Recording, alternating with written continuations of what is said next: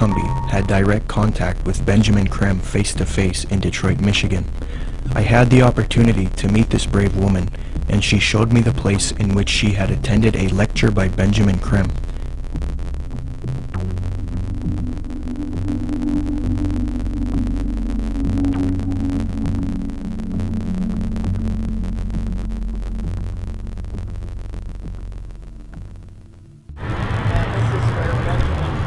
Spoke to a packed crowd November 4th, 1981, and Bread for the World was out there, had tables, Oxfam, every group you could think of was sitting out there. They were passing out brochures. The brochure is reproduced in both of my books. Benjamin Creme came in. He gave some kind of a hand signal that looked something like that, and I thought at first he was waving to somebody, but the crowd appeared to flip into a trance. And then he started speaking, and he was rotating his head. I can't even come close to, it was as close to a 180-degree spin of a head as I've ever seen. How his head didn't snap off, I'll never know. And then he started talking and laying out what they were doing, and the crowd was thoroughly under several degrees of hypnosis. I knew many people in that crowd from political circles and social circles in Detroit for many years, and I talked to some of them, and the common denominator was they had all been through one kind of mind control course or another, one type of New Age class or another.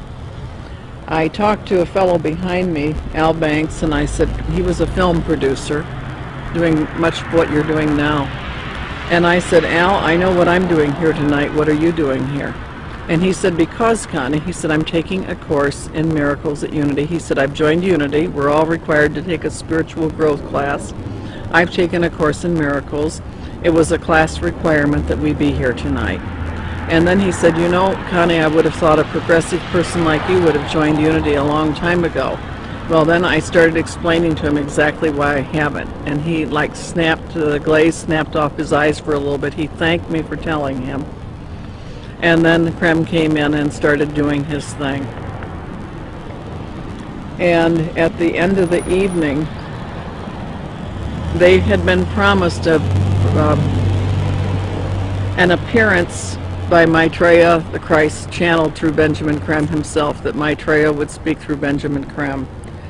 And Benjamin Creme asked everybody to join in the recitation of the Great Invocation. I told the woman standing next to me, I will not say the Great Invocation with you. I will say my own prayer. And she was a nice little prim, proper-looking black lady. Could have been active in any Black Baptist church in Detroit from her appearance. And she said, no, that's all right, honey. We all have our own paths to God. I said, the reason I will not say the Great Invocation with you, the scriptures clearly said that the Antichrist would come denying that Jesus was the Christ. I said, Benjamin Creme has denied it all evening and said Jesus was not the Christ and this Maitreya was. And the woman said what Benjamin Creme had said. She said, there's been many Christs. I said, there's been one, and his name is Jesus. And people turned from rows around and looked at me like I was crazy. And so then Benjamin Creme came in, and he started the close to 180-degree spin of his neck again. And the crowd's hypnotic trance appeared to deepen, and he started out from the point of light within the mind of God. May light spring forth ever. And I went nice and clear, and I'll tell you, the acoustics in that building are wonderful. I said, Our Father, who art in heaven, hallowed be thy name. Thy kingdom come, thy will be done. And I did that each and every stanza. And they got down to the last part, said, may light and love and power fulfill thee plan on earth, and may it seal the door where evil dwells. And I said nice and loud and clear, I said, may Jesus Christ return to earth and end the evil present in this room tonight. Well, the funniest thing happened, or may I say it did not happen. Benjamin Creme stood there. He waited, and he waited. He clearly was watching for something to come over him, and it didn't happen. And he finally said to the crowd, he said, "That will be all. You are dismissed." And of course, everybody was extremely disappointed. And we went to the door and I went walking out. I had brought some co-spies with me. They were kind of chickening out at that point and waiting for me. They were afraid of being ripped limb to limb. And I stood down there, and a number of those people knew me, and they were just furious with me. And I stood there calm, cool, and collected, and I said, "Well," I said, "if you're Maitreya the Christ, Betreya the Christ, or whatever his name's supposed to be, or everything he's cracked up to be, one lousy Christian in there saying the Lord's Prayer shouldn't have stopped him." I'm reading part 3 of The Family and Its Hijacking of Evangelicalism by attorney Constance Cumby from 2008. How it all started for me. Traipsing around Wayne State University in the late 1960s when I was a student, I saw posters for a new Messiah, Sun Myung Moon. I thought then of the biblical warnings of Jesus that false Christs and Messiahs shall rise, deceiving many. Reverend Moon was visiting the United States then. He moved here in the 1970s. The followers elicited many jokes about flower sellers. Books by authors such as Ted Patrick warned that these groups were brainwashing America's children. The only seeming Christian regard for them then appeared to be that of something to be avoided at all costs. I graduated from law school in 1975 and immediately began an active practice. My work frequently took me downtown. Downtown Detroit had a prominent building still there, the First National Building. The First National Building had a health food bar, where somebody could sip herbal teas, buy ginseng tablets, billed as a legal way to keep us awake, and eat various nutritional goodies. Although the staff was fairly quiet, it soon came out that they believed Reverend Moon was the Messiah. When Benjamin Creme spoke in Detroit November 4th, 1981, the Unification Health Food Store and faces commonly seen there were included in this large audience. So was just about every other mind control and or other forms of New Age. Bread for the World and Oxfam also had a presence that evening. The First National Health Food Bar personnel were visibly present. There were so many people in the audience representing such a huge variety of New Age groups, ranging from the Est to Rajneesh Oso to Unity and A Course in Miracles, that Unification Church seemed to be the least of our worries. When I collected the New Age books and periodicals, there was ample evidence that Reverend Moon and his organization were clearly part of the New Age landscape. Escalating events seemed to carry me about after Benjamin Creme and the company ran their April 25, 1982 advertisement proclaiming the Christ is now here. Only a few short days after those ads appeared, the local paper, the Detroit Free Press, featured a large feature article by staff writer Ruth Seymour. The numbers attending my local lecture suddenly jumped from 35 to hundreds. I was suddenly on demand for television appearances, radio interviews, and many out-of-town lectures. I would put my law practice on hold for the next 7 years and get the bulk of my exercise running for planes. An unexpected referral fee for an old medical malpractice fee came just in time to sustain us financially during this time that my law income was diminished. As I did not feel I could maintain credibility for a controversial message by exploiting it financially, I spoke for free will offerings. Often the speaking engagements came from small churches that sacrificed to raise the transportation and lodging expenses. To lighten the load on organizers, more often than not, I was housed in church member homes. Things were happening to me so rapidly I could scarcely reflect on them, let alone daily catalog them. This was also a time when I was receiving fierce opposition from too many evangelical sources for reasons I did not understand and would not fully understand until I discovered the details outlined in the first 2 articles of this series. It was a time of tremendous anxiety and stress for both me and my family. My disabled husband, who had lost both legs above the knees in a 1979 accident, and my son were understanding troopers throughout these years, as I traveled more heavily than I had expected to ever do in my life. The Hidden Dangers of the Rainbow was released in May 1983. By early October 1983, it headed the Christian bestseller list for the USA. Foreign editions were scheduled. It was about that time I received a letter which rang a curious bell. The letter on a Causa letterhead. In case you don't know what Causa is, it's an arm of the Reverend Sun Myung Moon's Unification Church, a group called Causa, or Cause in Spanish. It's pumping millions of dollars into anti-communist organizing effort throughout the United States and in much of Central and South America. I just wanted you to know what Causa is, and also everything that's anti-communist isn't necessarily good. Just saying. Was signed by U.S. Brigadier General E.D. Woolner. It invited me to an all-expenses-paid seminar in Washington, D.C. to explore positive alternatives to Marxism. It specifically denied any Unification Church involvement in its operation. I pulled an article from my filing cabinet I had recently filed under Uruguay. The article talked about the success of the Unification Church in that South American country. It further called Causa the political arm of the Unification Church. Just about that time, the phone rang and Kansas City friends were on the line. They told me they had just come back from a Causa conference and were shocked at what they had seen.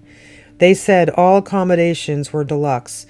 They said they had met a Bohi Pak, whom they subsequently learned was the number 2 in Unification Church. Cleon Skousen, as well as W. Stewart McBride, author of then-popular books on the Antichrist, had been present at the same conference. My Kansas City friends told me they said to each other, "Good grief, they're presenting the entire New Age agenda as a positive alternative to Marxism." Reminds me of, what's that thing called? Reawaken America, maybe? There was a form to fill out at the end of the conference. It included a "Whom shall we invite?" They duly filled out Constance Cumby, complete with Detroit address and phone number. They called me to say that they both thought it terribly important that I see it for myself. They were right. Shortly thereafter, I got a follow-up call from Causa staff. I said I would accept their invitation. However, they would have to fly me from Fort Wayne, Indiana, as I would be there for Christmas. They would have to return me to Detroit. The terms were accepted. Flying that milk bucket route, I was routed through Charlotte and got there several hours late. There was a car lot with the Causa sign held aloft waiting for me.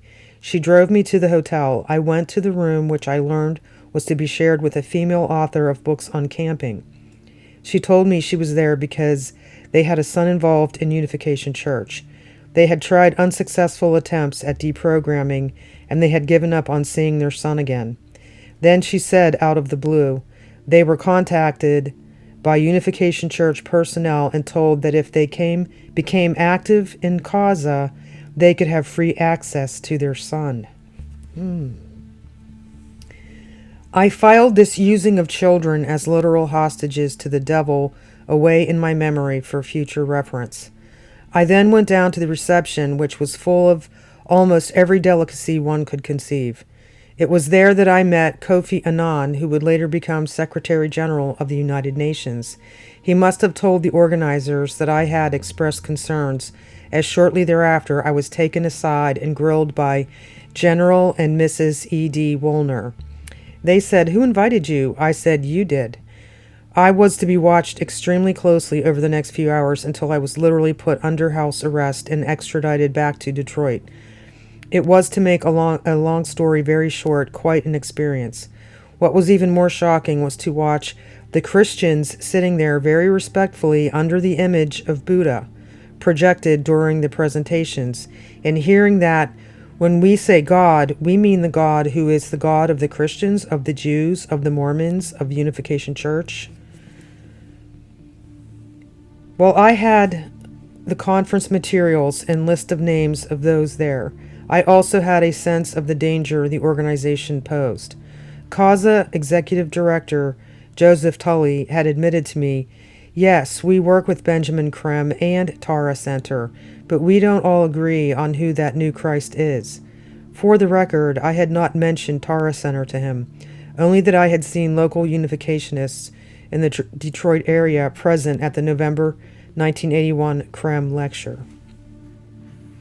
I returned home. Many radio interviews gave me the opportunity to give Causa more free advertising than they had ever counted on.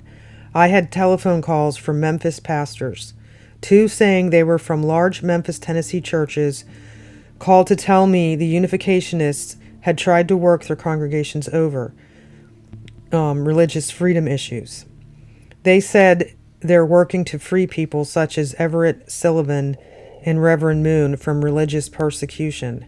These godly men further told me that they were presented brochures indicating bubblegum card Christians such as Tim LaHaye, chairman, Marlon Madow, Jan and Paul Crouch, and many others were named on the brochure for the organization, Coalition for Religious Freedom.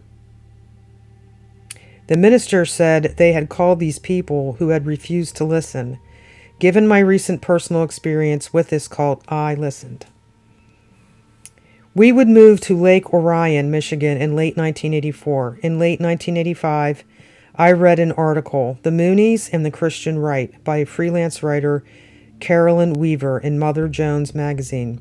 I saw it in the small bookstore of Lake Orion, where we were very new in town. Ms. Weaver said that by writing this article, which featured sad news of Tim LaHaye's entanglement with Bohi Pak, she did not intend to imply that the average fundamentalist Christian supported Bohi Pak or Unification Church in any manner. To the contrary, the average Christian would perceive Bohi Pak as an altar boy to the Antichrist, aptly wrote Ms. Weaver.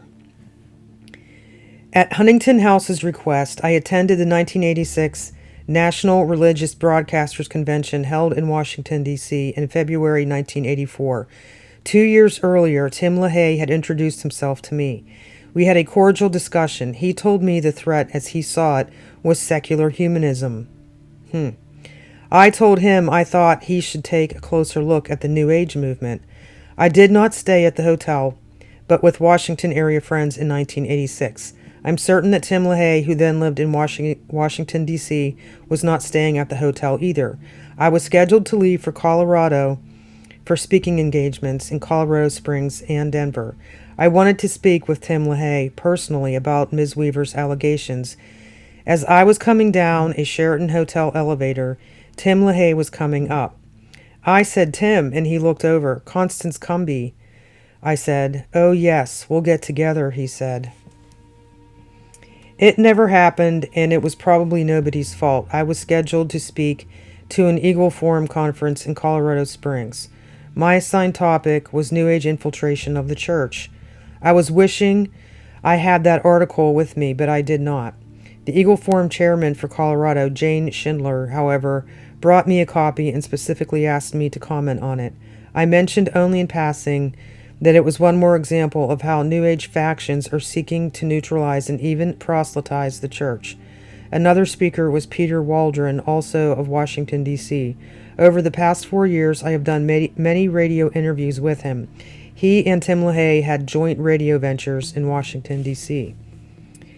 It was a bright post-snowy day in Colorado Springs when the sponsoring committee took me to lunch at First Cafeteria. We were all startled to hear paging Wanda Leonard over the cafeteria speaker system. Wanda left for the page and came back signaling me. "Tim LaHaye is on the phone," she said. She told me he said, "This is the Reverend Tim LaHaye calling from Washington, D.C. She said, "Yes," and he then said, "I understand you had a certain speaker named Constance Cumby speak at your conference." She said, "Yes." He then said, "I understand she quoted from a sleazy left-wing magazine, referring to Mother Jones." Wanda said, "Well, Tim, Constance is here. I think you should speak with her yourself." He said, "Fine, put her on." I said, Wanda, I'm not about to debate with Tim LaHaye on First Cafeteria only phone located at their cash register at the height of their rush hour, especially when my own lunch is getting cold. He'll have to call me later. Wanda scheduled me for a 3:30 Colorado time telephone conference with Tim LaHaye. Next week, part 4, the LaHaye conversation, me as the new enemy and the continued incursions of Unification Church into Jerry Falwell's networks and beyond. Burying the Cross with Reverend Moon. New Age movement in this worship of Lucifer embodies within itself, I will be as the Most High God. That's really the philosophy that's in there that says, I am, God is. What do they teach? Who you are requires no belief. Heaven is not a location, but refers to the inner realm of consciousness. The man on the cross is an archetypal image. He is every man and every woman. The leader's website teaches these lessons. My mind is part of God's. I am very holy. My holiness is my salvation. My salvation comes from me. Let me remember that there is no sin. Do not make the pathetic error of, quote, clinging to the old rugged cross, unquote. The only message of the crucifixion is that you can overcome the cross. The New Age Commandments. Good and evil are one. All is interrelated. You are interdependent. No difference between God, a rock, a cabbage, a person. No divisions, no boundaries, only frequencies. No absolutes, but one continuous reality. You are all God's. You have lived before and will live again. There is no death.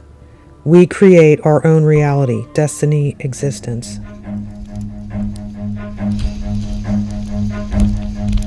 Run.